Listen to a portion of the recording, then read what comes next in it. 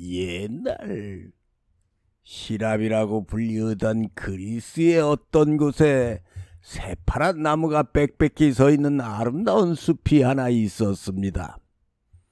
이 숲속의 나무에는 어느 나무든지 여신이 하나씩 살고 있었는데, 이 여신들은 날마다 밤만 되면 나무에서 뛰어나와 아름다운 노래와 즐거운 춤을 추면서 그 밤이 새도록 기쁘게 뛰어놀았습니다.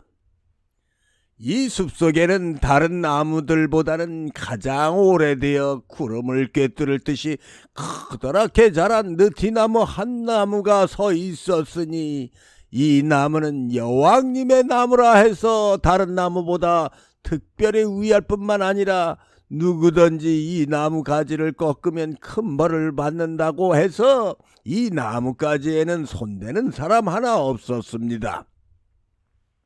그런데 이 숲을 가지고 있는 주인은 에리시 구돈이라고 아주 욕심쟁이 영감이었습니다. 어떤 날 에리시 구돈이 우연히 숲을 구경 나왔다가 그 커다랗게 자란 느티나무를 보고 이렇게 큰 나무를 그냥 두었다가 썩히기는 참말 아까우니 오늘 이 큰 나무를 베어서 큰 배를 만들어 볼까? 하고 즉시 목수를 불러서 그 느티나무를 베어버리라고 하였습니다. 그때 목수는 깜짝 놀라면서 대감님, 이 나무는 이 숲을 지키는 여왕님의 나무입니다. 이 나무를 베면 큰일 납니다. 큰일 나. 그래서 예전부터 이 나무에는 누구든지 손을 못 대는 나무 옳습니다. 하니까 에리시 구돈은 성을 발컥 내면서 무엇이 어째? 이 나무가 이 숲을 지키는 여왕님의 나무야? 그런 어림없는 소리는 하지도 마라. 누구의 나무이든지 이 숲의 주인은 바로 나야. 어서 잔말 말고 펴버려.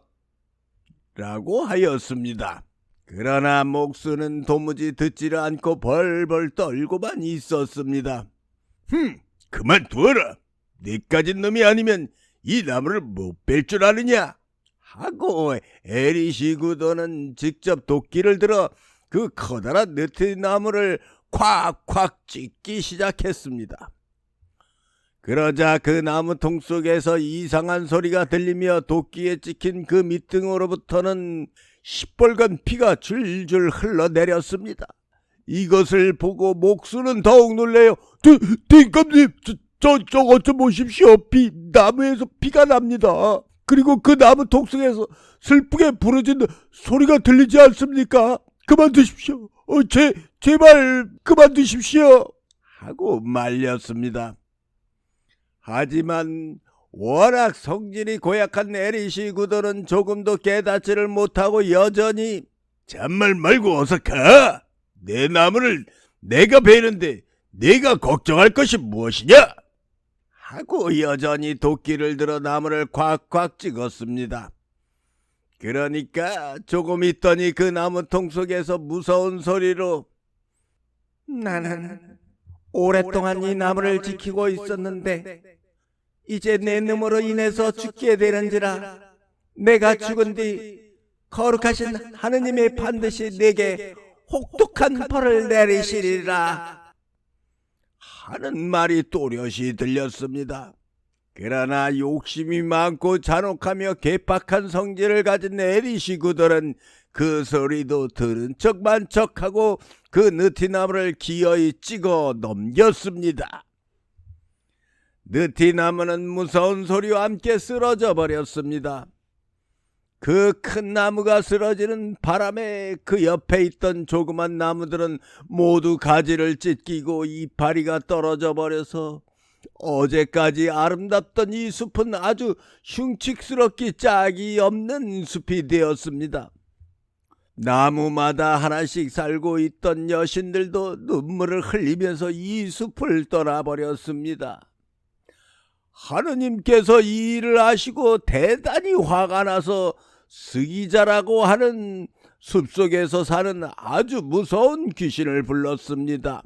스기자는 산속에 맨 바위돌만 있고 나무나 풀은 한 포기도 없는 곳에 살고 있는 귀신으로 날마다 아침부터 밤까지 아이고 배고파, 아이고 배고파 하며 차디찬 흙을 파고 돌멩이를 치우며 먹을 것을 찾노라 애를 쓰는 아주 무서운 귀신이었습니다.